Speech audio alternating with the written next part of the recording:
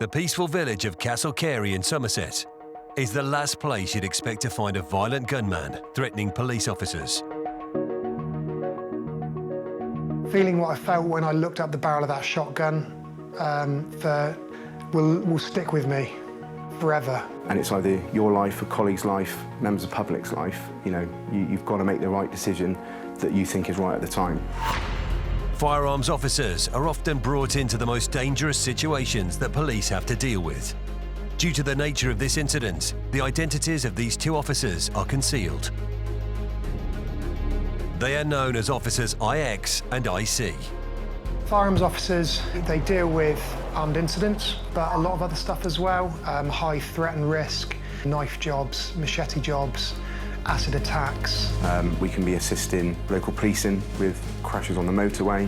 We get trained to be advanced drivers and pursuit drivers, so we'll deal with pursuits. Or we could be just going down and making safe a firearm that somebody's handed into a police station. To me, it's the top end of policing, really, and that's why I enjoy it. When a call comes in, you do get a rush, but I think it's just the knowledge that you're in a position to be able to do the job you're trained to do. And if I said it wasn't exciting, then I'd be lying, to be honest. In early 2019, both officers were on a night shift when reports of a serious incident came over the radio. That night in January, I was driving and my colleague IC was passenger. I think it must have been around 1 o'clock in the morning. A male had been witnessed in the high street, I think it was, with a shotgun, shooting it into the street. I spun the car around and started driving towards Castle Carey. Whilst we were en route, lots of further information was coming in very, very quickly. We knew the firearm was loaded. We knew that the subject was capable of discharging it and willing to discharge it. We had to get in there and do something. And we both said something to each other that we'd never said before, and it was, "Are you ready for this?" The officers receive information that the gunman is in the beer garden of a nearby pub. And as we pulled up, I recall it being really, really calm. There was no one about, which was more frightening than being faced with a threat. Because if you can see a threat, you can deal with that threat. If you can't see it, you don't know what you're walking into. OFC then instructed myself and IC to clear the beer garden, which means go in and clear it of any threats, which was really nerve-wracking because we knew there was someone around with a loaded shotgun who was discharging it. We had our, again, very firm beliefs as to who it was, which made us very aware of the threat he posed to us and members of the public. Didn't know where he was, and I believed 100% as we were clearing that car park in the beer garden that we were going to get shot at. At some point, we were going to poke our head round a corner and there was going to be a shotgun coming out towards us. And the beer garden had so many hiding places, it was unreal. And we're thinking, if he pops up, you know, it could go wrong quite quickly. The officers confirm that the gunman isn't in the beer garden. This means he's still on the loose and poses a serious threat. It was deadly silent. That was quite eerie because it's such a quiet town. And you're aware that 5-10 minutes previously there'd been someone where you're stood discharging a shotgun. Searching from in that car park and searching from in the street, your fear level is up here. When we were as satisfied as we could be that it was clear of any threats, then we drew back to the car and then we awaited further instructions from there, really. Backup officers arrive to help with the search. So we're instructed to drive slowly up the street, and essentially other AFOs were on foot behind us, searching various areas as we went up the road. When you believe that somebody's with a firearm and is looking to use it against yourself, you can't react in a way that you might be able to if you're on foot. It's your quintessential sleepy Somerset town, really. It's quite pleasant. It's the last place you'd expect dozens of police officers, armed or otherwise, to descend. The officers are given an address that the gunman is linked to, and they surround the location. This was a house where We knew that the subject was known to frequent and he had links to, so we were instructed to put shouts into the occupants to make himself known, to identify ourselves as armed police over and over again. And myself and IX were tasked with being what we describe as front cover. So we moved our ARV to the front of the property while other AFOs plotted up around the address. Myself and IC were instructed to move towards the door, just to bang on the door basically, to do a shout and then dress back into cover. So just try and just up that level very slightly of trying to get contact with the occupants. Failing to get a response from the gunman, IX and IC receive instructions to accompany 2 other officers, known as the Door Entry Team, and the 4 approach the house together. Decision is made that we will move forward as a team. My task is to cover the officer that's doing the front door directly. IX, his responsibility was to cover the second MOE officer who was just behind the first one, and then cover the windows. Just as the officers try to force entry, the gunman makes himself known. We were covering the door and the windows as best we could while the 2 lads doing the door did their job. And it was actually one of the Door Entry Team caught a movement out of the corner of his eye and said, twitching, top window. Twitching window movement. Oh, police! And immediately your attention is drawn to the top bedroom window. The window opened and the shotgun appeared.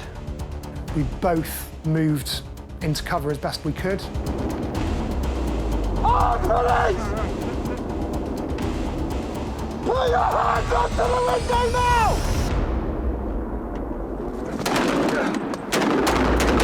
I recall seeing a shotgun and then the muzzle flash of that gun. Later, as the gunman calls the police, how do you want this to go down right now? I've just shot at your police. there's a disturbing revelation. There's 3 children and a woman inside this house. And at that point, I'm thinking, well, I've just had a gunfight into a child's bedroom. Back in Somerset, the firearms team has surrounded a house where a gunman is hiding. Oh, police! Put your hands up to the window now! It kind of seems like we've stood there for 5 or 10 seconds looking at the barrels of a shotgun. My thought process was, I'm going to die. It was chaotic. Your mind's going at 100 miles an hour. We both moved into cover as best we could, and I actually slipped on the ice. As we moved, I heard 2 very distinct shotgun blasts. I recall seeing a shotgun and then the muzzle flash of that gun. So I'd then done what I needed to do, which was basically return fire. I had to take some action because, again, I was utterly convinced that he was trying to kill us.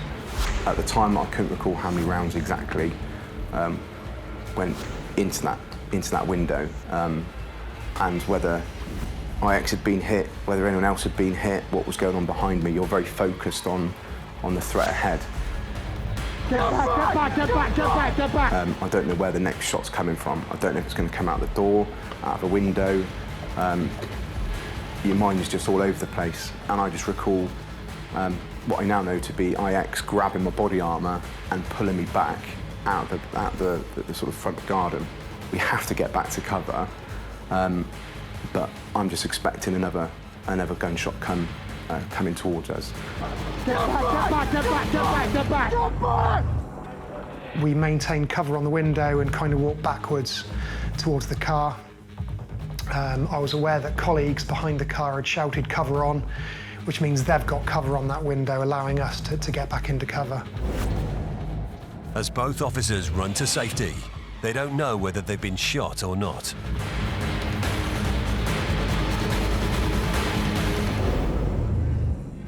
So while one person kept cover, another person would check us as best we could for any obvious injuries.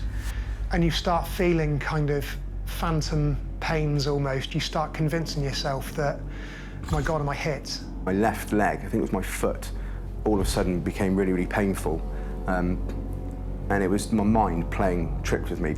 And then 999 calls started coming in from the male in the premises, which, with hindsight, just made my blood run cold. Hello? Hello, can you hear me? Yeah, you're through to the police. Could I have the location of your emergency? We get the location. I was just on a shootout with your police officers. They're surrounding the house right now. This house is going to go down. I've got 2 children and a woman inside this house. How do you want it to go down right now? I've just shot at your police.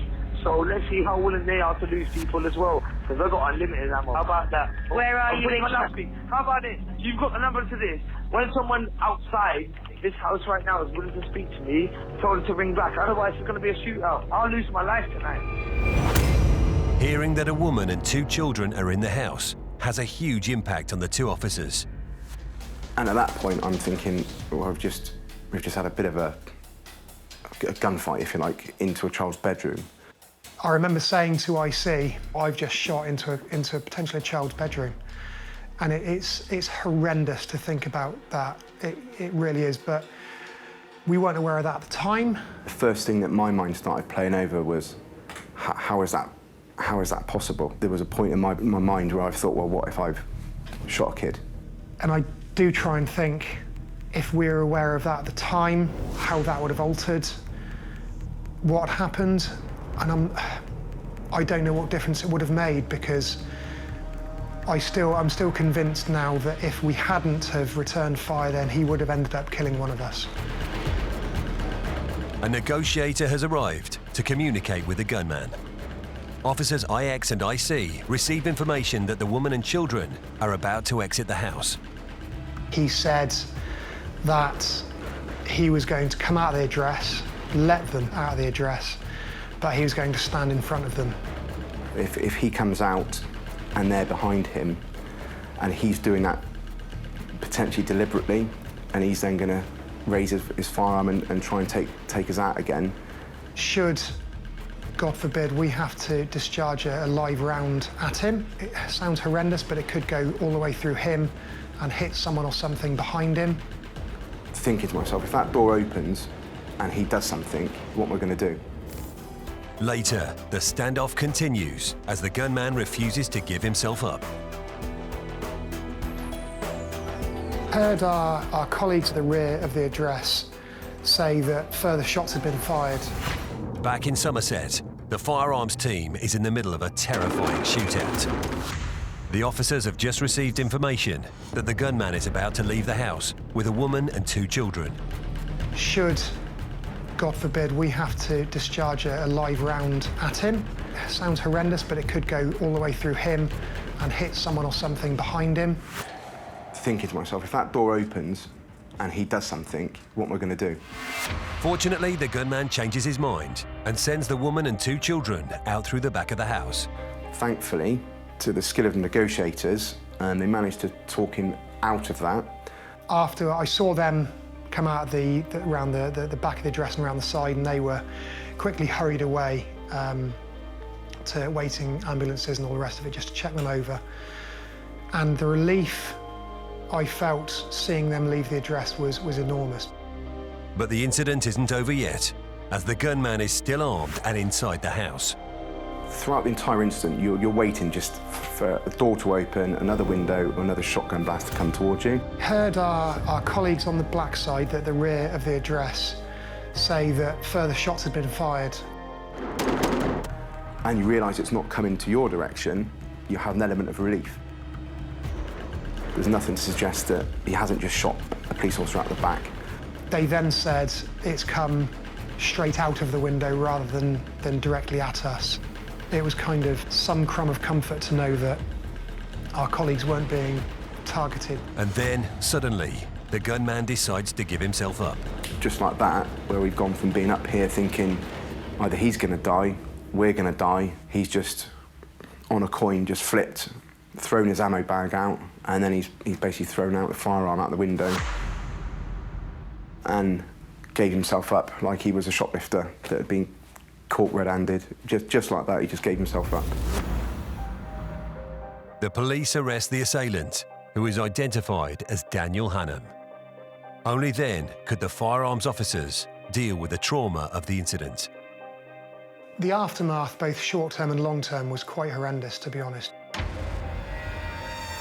I remember on the way back to our base that morning, it just started to get light when the whole operation was stood down, and me and my colleague sort of took in turns to call our respective partners just to say, I'm going to be late, there's been an incident. She's a police officer as well, so she kind of knows what that potentially could mean. There's been an incident, I'm going to be late home. The difficult thing is that this was all being reported on the news and on the media. I told my wife what I knew I could tell her, but that was it, and that was also very difficult. I remember sitting at home that evening and watching the local news, and it appeared on the local news. And that was quite upsetting to watch, and it's quite bizarre as well, because, you know, I remember there was a clip of the window that we had shot through. And that almost brings it home. It's that realisation that it was me and my mate who put bullet holes in that window, that we discharged firearms into a house where kids were. And you think of the what-ifs. I've got children, they're young. What if our rounds going into that window ricocheted off something and gone into one of those children? It's a very serious what if. That probably is the most impactful thing for me.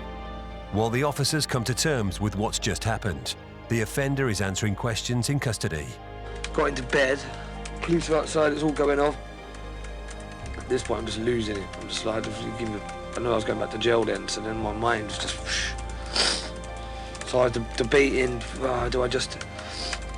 And I was just toying with the idea of, right, do I just flipping do myself with it? Do I aim it at you lot, get you to do me with it? I don't know, because the idea of going to jail was just crippling me. It has been since I've been on the run, thinking, it's all going to come to an end at one point. All shots that got let off in that house were just in the air. There's no attempt murder on police. That was never an intention. The offender was cleared of 2 counts of attempted murder. But he was convicted of possessing a firearm with intent to endanger life, possessing a firearm with intent to cause fear of violence, attempted burglary, and other offences. He received 24 years in prison with an extended 5-year period on licence. I think the sentence that the judge passed was fantastic. If it took us to deal with what we had to deal with, you've got to look at it as a positive. And I am happy that he isn't going to see the light of day for a minimum of 20 years. We were asked by the chief inspector at the time, you know, do you want to continue doing this role? And myself and IC both said yes. I've had to make a decision to move forces. It made us realise that where I was living, we didn't have an immediate family around us. And should that job have taken a turn for the worse and I not come home, my family would have been very much on their own. More than 12 months after the incident, the courage shown by officers IX and IC and the other 9 officers who were present that night was acknowledged. This is a huge privilege for me to be able to... This is incredibly important today, that the officers have received Crown Court and Chief Constable's Commendation. The officers have received this recognition today because what they did is truly remarkable.